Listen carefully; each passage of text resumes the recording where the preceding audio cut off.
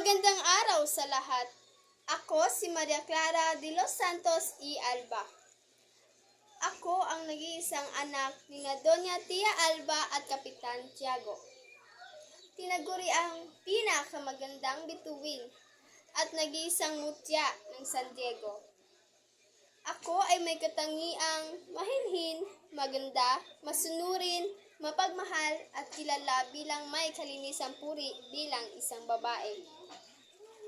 Inilalarawan bilang isang mistisa, bilog ang mga mata at ito marahil ang pamantayan sa kagandahan ng Pilipinas. Ako ang babaeng sinisinta ng Maginoong si Crisostomo Ibarra na siya rin aking kababata.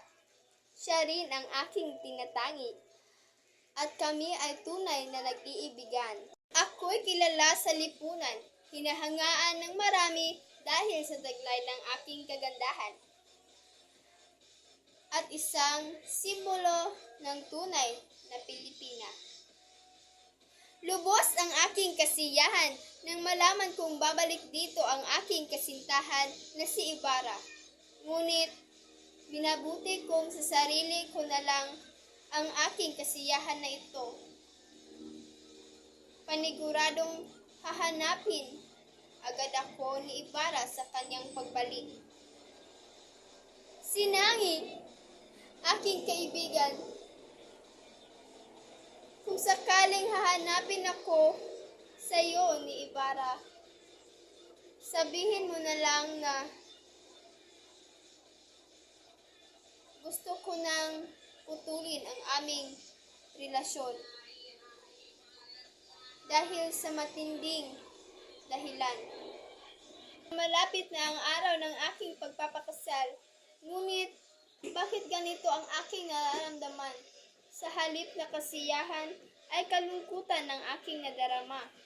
Parang may natatanaw akong anino ng dalawang lalaki. Dako roon. Di kaya isa sa kanila ay si Crisostomo! Ikaw nga, aking mahal. Napakasaya kung makita kang muli. Patawarin mo ko sa aking pagpapakasal kay Linares. Pumayag lamang ako dahil gusto kong ilayo ka sa kapahamakan. Tandaan mo na sa buhay kong ito, ikaw lamang ang aking mamahalin at wala nang iba pa.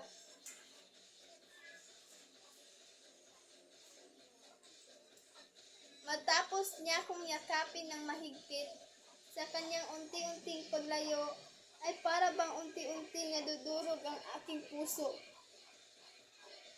Hindi ko alam kung kailan ko siya makikita o makakausap o maaring hindi na. Kinabukasan ay nabasa ko sa dyaryo, patay na si Crisostomo. Hindi ito maaari. Kagabi lamang ay nakikita at nakausap ko siya. Ngayon malalaman kong patay na siya at iiwan akong nag-iisa. Ngayon ay wala na si Crisostomo. Wala na rin saysay ang aking buhay.